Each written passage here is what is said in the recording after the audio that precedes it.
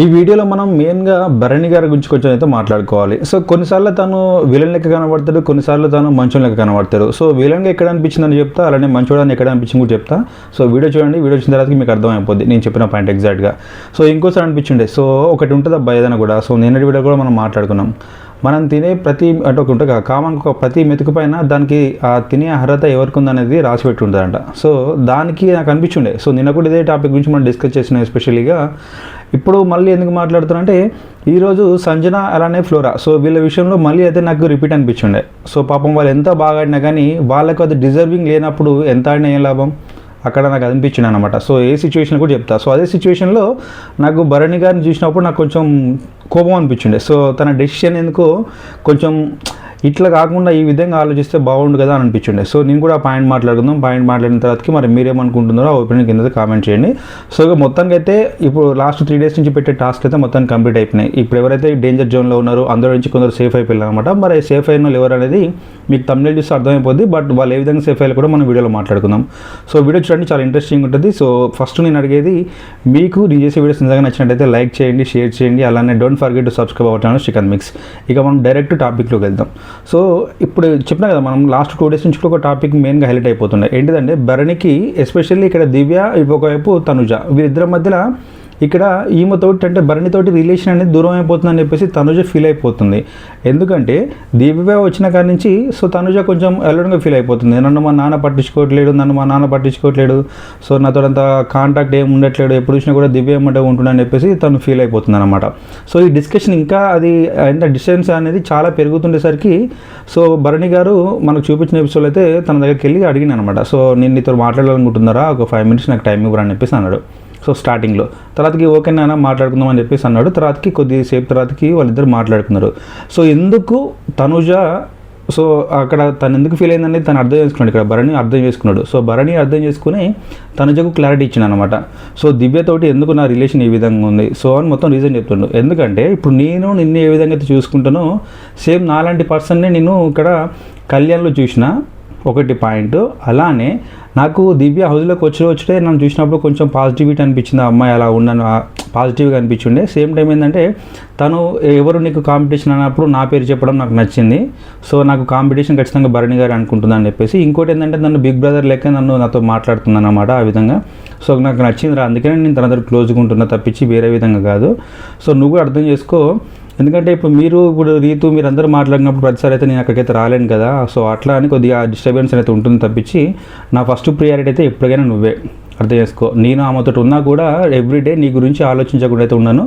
So నన్ను అర్థం చేసుకోవాలని చెప్పేసి భరణి గారు చాలా క్లారిటీగా తనుజకు చెప్పిండు. ఆయన కూడా తను అర్థం చేసుకుందా అంటే అర్థం చేసుకున్నట్టే యాక్టింగ్ చేసి అర్థం చేసుకున్నట్టు తన ముందు అయితే కొంచెం తను బిహేవ్ చేసినట్టు నాకు అయితే అనిపించింది. ఎందుకంటే లాస్ట్లో చిన్నపాటి గొడవ వేసింది అన్నమాట. సేమ్ టైం ఏంటంటే భరణి గారు తనుజ గురించి ఎంతలా ఆలోచిస్తున్నా కూడా సో తనుజ తన గురించి అంత బ్యాడ్గా మాట్లాడుతుంది ఆపోజిట్ పర్సన్ తోటి. ఇప్పుడు ఎవరైతే భరణి గారు అంటే ఆపోజిట్ అనుకుంటారో సో వాళ్ళతో మాట్లాడడం అయితేనేమి, ఏదైనా టాస్క్లలో భరణి గారి వల్ల లాస్ అయిన పర్సన్ దగ్గరికి వెళ్ళి మాట్లాడడము, సో భరణి గారు ఇలా సో నాన్న కాదు అది అన్నట్టు సో అట్లా ఆ టైప్లో మాట్లాడుతుంది. సో భరణి ఏమైతే ఎక్స్పెక్ట్ చేస్తుందో వాళ్ళ అవ్వ అనేది తనుజ నుంచి, బట్ తనుజ ఆల్రెడీ కోల్పోయింది, తనకు అర్థమైపోతుంది. సో నాతో అంత పర్టికులర్గా ఉండట్లేదు నాతోటి, సో నన్ను దూరం పెడుతున్నాను ఈమె అనుకుంటుంది. దానికి గల కారణాలు కూడా భరణి చెప్పిండు.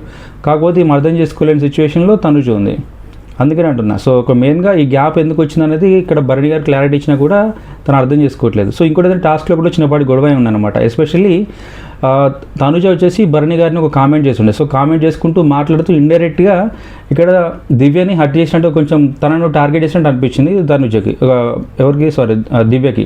సో అప్పుడు ఆ మధ్యలో కూడా డిస్కషన్ స్టార్ట్ అయింది. వాళ్ళ మీద కూడా చాలా గొడవ అయిపోయింది అనమాట. సో అక్కడ యాక్చువల్గా ఆ టాపిక్లో తనుజ మాట్లాడాల్సిన అవసరం లేదు. కాకపోతే ఎందుకంటే తన ప్లేయరు తన పార్ట్నర్కి ఇక్కడ ఇబ్బంది అయిపోతుందనే మాటలో సో ఆ సిచ్యువేషన్ వచ్చినప్పుడు అక్కడ ఖచ్చితంగా డిఫెండ్ చేసుకోవాలి. కాకపోతే ఆ మాట మాట్లాడడం అన్నది not it all fair. So అందుకని అక్కడ దివ్య కూడా ఇంటర్ఫియర్ అయిపోయి తనుజతో ఆర్గ్యుమెంట్ పెట్టుకుందనమాట. సో ఇది కూడా స్టార్టింగ్ నుంచి ఉంది. ఎప్పుడైతే దివ్య హౌస్లోకి రావడము తనకు ప్రియారిటీ అనేది తగ్గిపోయిందని చెప్పేసి ఇటు తనుజ ఫీల్ అయిపోతుంది. సో దానికి ఏ విధంగా వీళ్ళు రివెంజ్ తీసుకుంటున్నారంటే సో సూటిపోటి మాట్లాడతారు కదా కామన్గా. సో అలాంటి డిస్కషన్స్ పెట్టేసి దివ్యని బ్లేమ్ చేసే ప్రయత్నం అయితేనేమి, లేకుంటే భరణి గారి గురించి ఇక్కడ నెగిటివ్ వేళ వీళ్ళతో మాట్లాడేది జరుగుతుందన్నమాట. తనుజ నుంచి అట్లా ఉంది.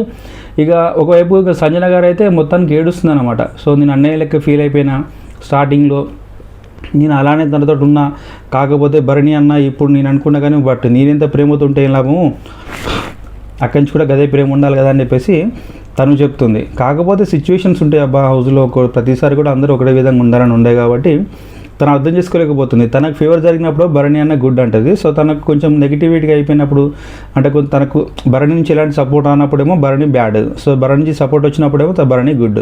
సో ఆ విధంగా సంజన గారి ఫీలింగ్ ఉందన్నమాట. కాకపోతే నాకు సంజన గారికి భరణి గారు భరణి అంత ఆలోచించేటోడు ఒక సిచ్యువేషన్లో ఎందుకో కొంచెం ఇక్కడ పార్షియాలిటీ అయితే చూపించడం అనిపించింది. సో దేని గురించి కూడా మీకు చెప్తా. ఇక్కడ ఏమైపోయిందంటే, సో థర్డ్ రౌండ్ వచ్చినాక ఇది ఒక టాస్క్ ఆడిపించారు. ఫస్ట్ ఒక టాస్క్ ఆడిపించారు. సో నాచురల్ అని ఒక టాస్క్ ఆడిపించారు. సో టాస్క్ ఏంటిదంటే, కామన్గా టాస్క్ మెయిన్ కాన్సెప్ట్ ఏంటంటే, ఓ సాంగ్ వస్తుంది, సాంగ్ వచ్చినప్పుడు డ్యాన్స్ చేయాలి, ఇరు టీం నుంచి అటు ఒకరు రావాలన్నమాట. సో అక్కడ కలర్స్ చిన్న బొంగులు లెక్క ఉంటాయి. దాంట్లో నుంచి ఎప్పుడైతే పాట అయిపోద్దో, పాట అయిపోయినాక బిగ్ బాస్ ఆ కలర్స్ ఉంటాయి అన్నమాట. సో ఆ కలర్స్ చెప్పేస్తాడు, అందులో నుంచి బయటికి రావాలి. ఆ రింగ్ నుంచి ఎవరైతే ముందు వస్తారో వాళ్ళు టాస్క్ గెలుస్తారు. సో ఫస్ట్ టాస్క్లో కళ్యాణ్ వచ్చిండు. సో ఈ కళ్యాణ్ వచ్చినప్పుడే కొంచెం గొడవ అయిపోయింది. అక్కడ కళ్యాణ్ది పాయింట్ అని లాగడం అయితేనేమి, ఆ టైంలో కళ్యాణ్ కాలు పట్టుకుంది ఇక్కడ భరణి. సో ఆ టైంలో తనుజ కొంచెం భరణి గారికి చెప్పేసి, నాన్నకి ఇట్లా ఆడొద్దు అని కొంచెం తనను పర్సనల్గా అటాక్ చేసినట్టు అనిపించేసింది అనమాట, ఎస్పెషల్లీ దివ్యకు. సో అట్లా ఎందుకు అంటున్నావు అని చెప్పేసి దివ్య తనుజతో మాట్లాడము, అప్పుడు నీకు సంబంధం లేదు, నాకు రైట్ ఉంది, నేను మాట్లాడగలుగుతా, నాకు ఆ రైట్ ఉంది, సో నేను అట్లే మాట్లాడతా ఆయనతో అని చెప్పేసి తనుజ కొంచెం ఇంకా దొరికిందే సందుగా అని చెప్పేసి దివ్యతో గట్టిగా గొడవ అయితే పెట్టుకుంది. కాకపోతే దివ్య మాట్లాడింది, ఇక నీళ్ళు నువ్వు సావన్నట్టు ఆ మొదలుపెట్టేసింది. సో దీని తర్వాతకి ఈ టాస్క్లో మొత్తానికి ఈ ఏదైతే నాచురల్ ఉందో ఇటు అయిపోయిన తర్వాతకి ఎక్కువ పాయింట్ వచ్చేసినాయి భరణి అండ్ దివ్య వాళ్ళకనమాట. సో దీంట్లో లాస్ట్కి వచ్చేసరికి సంజన అలానే ఫ్లోరా వీళ్ళు లాస్ట్ లీస్ట్లో ఉన్నారు. నెక్స్ట్ సుమన్ అలానే శ్రీజ, సో వీళ్ళు లాస్ట్లో ఉన్నారు. కాబట్టి బిగ్ బాస్ వీళ్ళకు పవర్ ఇచ్చిందనమాట. సో ఆ పవర్ ఏంటిదంటే, ఇప్పుడు రెండు టీమ్స్ బిలో ఉన్నారు కాబట్టి వీళ్ళ నుంచి మీరు ఏ టీం అయితే వీళ్ళు ఇంకా డేంజర్ జోన్ నుంచి డేంజర్ జోన్లో ఉండాలి, వీళ్ళు ఖచ్చితంగా ఇట్లా అంటే ఈ రేస్ అయితే ఏదైతే ఉంటుందో ఆ రేస్ నుంచి వాళ్ళని బయటకు పంపించేది మీకు రైట్ ఉంది. సో మీరు ఎవరైతే అనుకుంటున్నారో వాళ్ళ పేర్లు చెప్పమని చెప్పిండు. సో చెప్పినప్పుడు వీళ్ళు కామన్గా ఉంటాయి కదా, ఇప్పుడు ఏదైనా కూడా ఒక పర్సన్ తీసేటప్పుడు ఖచ్చితంగా క్యాలిక్యులేషన్ చేసుకోవాలి, మెజర్ చేసుకోవాలి. సో వాళ్ళతో కంపేర్ చేస్తే వీళ్ళెందుకు, వీళ్ళతో కంపేర్ చేస్తే వాళ్ళెందుకు, వాళ్ళని ఎందుకు తీసేయాలి, వీళ్ళని ఎందుకు ఉంచుకోని చెప్పేసి ఉంటుంది. సో ఆ విధంగా ఆలోచించినప్పుడు ఇక్కడ మెయిన్గా దివ్య ఒక పాయింట్ ఉంది. ఏం పాయింట్ అని చెప్తే, సో స్టార్టింగ్ నుంచి కూడా ఇక్కడ సంజన అలానే ఫ్లోరా గారు వీళ్ళిద్దరు ఖచ్చితంగా మంచి గేమ్ ఆడుతున్నారు. ఎస్పెషల్లీ వాళ్ళ సెకండ్ టాస్క్ ఏదైతే అది బెలూన్స్ ఊదేది కదా, సో ఆ టైంలో వాళ్ళు చాలా జెన్యున్గా ఆడిల్లు. సో మిగతా హౌస్మేట్స్ మనం అందరం తప్పు చేయడం వల్ల వాళ్ళు గెలిచే దాంట్లో వాళ్ళు ఓడిపోయారు. అలానే ప్రతి దాంట్లో కూడా బాగానే ఆడుతున్నారు. కాకపోతే నాచురల్ దాంట్లో చాలా లాస్ట్లోకి వచ్చేసి ఉండే, ఇది ఒకటే టాస్క్ వాళ్ళ నుంచి వరస్ట్ పర్ఫార్మెన్స్ వచ్చింది. కాకపోతే మిగతా టాస్క్లో వాళ్ళైతే బెస్ట్ ఇచ్చిళ్ళు. ఏ విధంగా చూసుకున్నా కూడా ఫిజికల్ టాస్క్ ఇచ్చినా లేకపోతే మెంటల్ రిలేటెడ్ టాస్క్ ఇచ్చినా కూడా పెద్దల్లో బాగానే ఆడుతున్నారు కదా. సో అలాంటప్పుడు వాళ్ళను మనం కొంచెం ఇక్కడ అంటే ఈ రేస్ నుంచి వాళ్ళని ఉంచుదాము. ఇక్కడ శ్రీజ అలానే నెక్స్ట్ సుమన్ శెట్టిని ఇద్దరిని తీసిద్దామని చెప్పేసి శ్రీజ ఫస్ట్ దివ్య చెప్పింది భరణితోటి. అప్పుడు భరణి గారు కరెక్టే కదా ఆలోచన చెప్పేసి ఆలోచిస్తే బాగుండు. కాకపోతే తన పాయింట్ ఏంటంటే, అటు ఇక్కడ భరణికి చాలా క్లోజ్ సుమన్ శెట్టి. కాబట్టి ఇప్పుడు ఈ టీంను వీళ్ళని యాక్సెప్ట్ చేసేసి వీళ్ళని రేస్లో ఉంచితే ఈ టీం బయటికి పోతే వీళ్ళకి రేపు రోజు ఏమైనా ఇబ్బంది అవుతుందన్న ఆలోచన భరణికి ఉంది. ఎస్పెషల్లీ అక్కడ శ్రీజకి అంత ఇష్టం లేకున్నా, అంటే శ్రీజ భరణికి ఇష్టం లేకున్నా కానీ ఇక్కడ సుమన్ శెట్టి కోసమే భరణి ఆలోచిస్తుండు. సో స్టార్టింగ్ నుంచి కూడా దివ్యతో అదే డిస్కషన్, నాకు ఓకే నువ్వు చెప్పింది ఓకే, కాకపోతే మళ్ళీ సుమన్ శెట్టికి ఏమైనా అయితే ఎట్లా, తనకు ఏమైనా ఇబ్బంది అయితే మళ్ళీ తర్వాతకి నేను అది రిగ్రెట్ తీసుకోలేనంటూ తన ఆలోచన ఉంది. సో ఆఖరికి మళ్ళీ డిస్కషన్ మళ్ళీ స్ట్రాటజీలు తర్వాతకి ఇంకో స్ట్రాటజీ అప్లై చేసింది ఏంటంటే, ఇప్పుడు వీళ్ళకున్న పాయింట్లు బేస్ చేసుకుంటే వీళ్ళు 260లో భరణి అనే టీం ఉంది. సో 180 పాయింట్లతోటేమో ఇక్కడ ఎవరు సంజన అలానే ఫ్లోరా వీళ్ళు ఉన్నారు. తర్వాతకి నెక్స్ట్ 130 పాయింట్లతోటి సుమన్ శెట్టి శ్రీజ ఉన్నారు అనమాట. అప్పుడు వీళ్ళు మళ్ళీ ఇంకో లాజిక్ తోటి వీళ్ళు ఏం చేశారంటే, ఇప్పుడు నాకు సుమన్ శెట్టి అలానే శ్రీజ వాళ్ళతోటి పెద్దగా ఇబ్బంది ఏం లేదు, నెక్స్ట్ టాస్క్ ఏదైనా కండక్ట్ చేసినా కూడా అందులో 100కు 100 పాయింట్ గెలిచినా కూడా మాతో అయితే వాళ్ళకు మాకన్నా తక్కువనే ఉంటారు, కానీ మాకైతే మా పైకి రాలేరు, మాకు ఈక్వల్ అయితే ఉండరు వాళ్ళు. కాబట్టి ఈ స్ట్రాటజీ మేము ప్లే చేసుకుంటాము. ఒకవేళ సుమన్ ఇక్కడ సంజన అలానే ఫ్లోరో, సో వీళ్ళిద్దరిలో ఖచ్చితంగా ఆడినప్పుడు వీళ్ళు టాస్క్ గెలిస్తే మాకన్నా పైకి పోతారు. కాబట్టి మేము ఆ రేస్ నుంచి కొంచెం వెనకబడాల్సిన సిచ్యువేషన్ వస్తుంది. సో ఇవన్నిటిని మేము క్యాలిక్యులేట్ చేసుకొని స్ట్రాటజికల్గానే మేము అనుకుంటున్నాము సుమన్ శెట్టిని అలానే శ్రీజని వీళ్ళిద్దరిని టాస్క్లో అంటే రేస్లో ఉంచేసి సంజన ఫ్లోరాని మొత్తానికి తీసేస్తున్నామని చెప్పేసి అన్నది వీళ్ళు డిసైడ్ చేస్తున్నారు. కాకపోతే ఫస్ట్ ఆప్షన్ ఏంటంటే వీళ్ళకు మంచిగా అంటే స్ట్రాటజీ అండ్ ఫేర్గా ఏంటిదంటే వాళ్ళు ఆడిల్లు, బట్ వాళ్ళకి ఇక్కడ ఒకటి లక్ అనేది కలిసి రాలే తప్పించి మిగతా అంతా బాగా ఆడిల్లు. సో మిగతా అందరం మేము చేసిన మిస్టేక్ వల్ల వాళ్ళకి గెలిచే టాస్క్లో కూడా మా వల్ల మోసం జరిగింది. సో వాళ్ళకు ఇలాంటి ఖచ్చితంగా ఇవ్వాల్సిన అవకాశం ఉండాల్సి ఉండే. బట్ ఇక్కడ ఒకటి భరణికి మెయిన్గా ఇక్కడ సుమన్ శెట్టి మీద కొంచెం ఉంది కాబట్టి సాఫ్ట్ కార్నర్, తనకు ఎలాంటి ఇబ్బంది ఉండొద్దనే ఆలోచనతోటి ఇక్కడ దివ్య డెసిషన్కి కొంచెం అడ్డుపడ్డట్టు, తర్వాతకి మళ్ళీ వీళ్ళు డెసిషన్ మళ్ళీ ఆలోచించుకొని వీళ్ళకు ఫేవర్ వేసిళ్ళు, శ్రీజకును సుమన్ శెట్టికి. అది నాకు అనిపించింది. ఆ టైంలో ఖచ్చితంగా భరణి గారు కొంచెం కరెక్ట్గా ఆలోచిస్తే బాగుండని నాకు అనిపించింది అనమాట. మరి మీరేమనుకుంటుందో మీ ఒపీనియన్ కూడా కామెంట్లో కింద సెక్షన్లో పెట్టండి. సో మెయిన్గా చెప్పిన కదా, ఒక న్యాచురల్గా ఫస్ట్ అయితే మనకు చెప్పిన ఆల్రెడీ భరణి గారు సెకండ్ ప్లేస్కి వచ్చేసిళ్ళు. ఫస్ట్ దాంట్లోనేమో కళ్యాణ్ గెలిచిళ్ళు, తర్వాతకి థర్డ్ రౌండ్కి వచ్చేసరికి రెడ్ కలర్ డీమోన్ గెలిచిళ్ళు, ఫోర్త్ రౌండ్కి వచ్చేసరికి సుమన్ శెట్టి బాగా ఆడిళ్ళు. లాస్ట్ రౌండ్లో మిగిలింది ఇక్కడ సంజన, అలానే సుమన్ శెట్టి. సో దీంట్లో సుమన్ శెట్టి గెలిచిండు. సో నెక్స్ట్ దీని తర్వాతకి ఇక్కడ ఏంటంటే వీళ్ళకు చాలా ఇబ్బంది అవుతుంది అనమాట. ఇక్కడ ఎవరు చూసినా కూడా మెయిన్గా ఈ డెసిషన్ తోటి సంజనకు అదే కోపము, ఇక్కడ తనుజకి అదే కోపము. తనుజకి కోపం ఏంటిదంటే ఈ ఫస్ట్ రౌండ్ అప్పుడు కొంచెము వీళ్ళిద్దరి మధ్యలో ఆర్గ్యుమెంట్ అయిపోయింది. భరణి గారు చూసినా కూడా మమ్మల్ని పట్టించుకోవట్లేడు. ఏమంటే నన్ను తల్లి ఏంద్రా ఇద్దరా కన్న కూతురు అన్నట్టు మాట్లాడతారు, కానీ తనకు ఆ ప్రేమ లేదు, ప్రేమని మాటల్లో కాదు యాక్షన్లో కూడా చూపించుకోవాలని చెప్పేసి తన వర్షం చెప్తుంది. కాకపోతే అంతకుముందుకు డిస్కషన్లోనే భరణి గారు శ్రీజకి చెప్పిండు, తనుజకి చెప్పిండు ఏంటంటే ప్రతిసారి నీ దగ్గర ఉండలేనురా, బట్ నా లెక్క నేను చూసుకునేది కళ్యాణ్ ఉన్నాడు కాబట్టి మీరు టీమప్ అయినప్పుడు కూడా నేను పెద్దగా ఏమనుకోలేదు.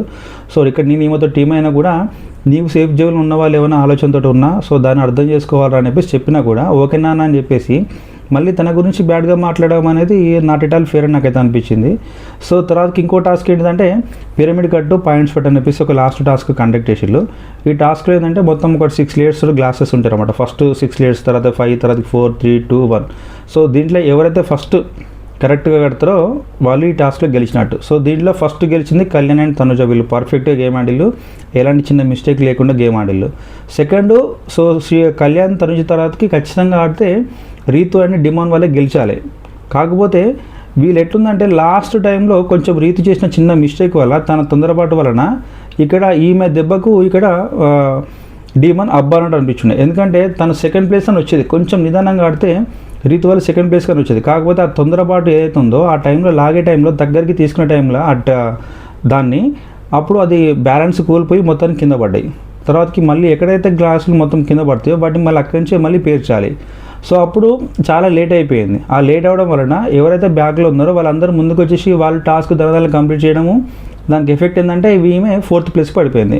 సో స్టార్టింగ్ నుంచి కూడా చాలా నిదానంగా ఆడుకుంటూ భరణి అండ్ దివ్య వీళ్ళు నిదానంగా ఆడుతున్నారు. సో అప్పుడు టాస్క్ ఇచ్చినప్పుడు మనకు అనిపించిండే వీళ్ళు చాలా స్లోగా ఆడుతున్నారు, డెఫినెట్గా వీళ్ళు లీస్ట్ ప్లేస్లో ఉంటారు అనుకున్నా.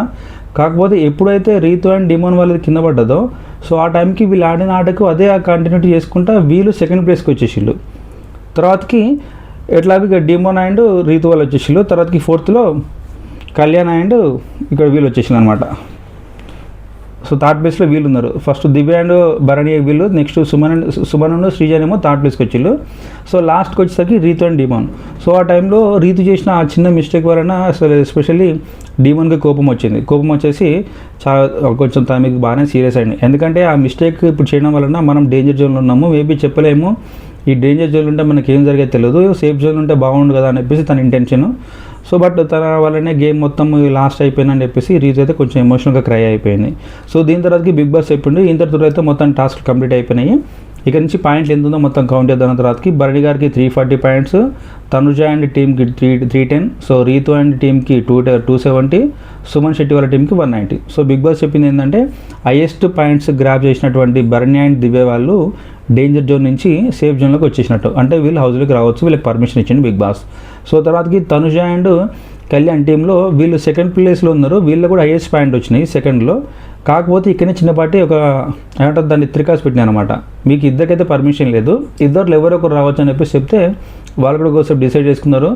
సో కళ్యాణ్ చెప్పిన అనమాట. సో లాస్ట్ టైం తను అది ఎలిమినేషన్ రౌండ్లో ఉన్నాడు కదా, అది తనకు గుర్తొచ్చినట్టు నాకైతే అనిపించుండే. సో చెప్పిండు నాకు తెలుసు కదా, నీకు తెలుసు కదా నాకు ఎంత ఇంపార్టెంటో అర్థం చేసుకున్నట్టు మనోడు మాట్లాడాడు. తర్వాతకి తనుజ కూడా ఏమంటే వేరే పెద్ద డిస్కషన్ ఏం చేయలేదు, ఓకే నువ్వు అనుకుంటున్నావు కదా తీసుకో అని చెప్పేసి తనుజ ఇచ్చేసింది అనమాట. సో రిమైనింగ్ పర్సన్స్ అందరూ ఇప్పుడు డేంజర్ జోన్లో ఉన్నారు. సో ఇదైతే ఈరోజు ఎపిసోడ్ మొత్తం రివ్యూ. మరి దీనిపైన మీ ఒపీనియన్ కింద కామెంట్ చేయండి, వీడియో లైక్ చేయండి. Don't forget to subscribe our channel chicken mix.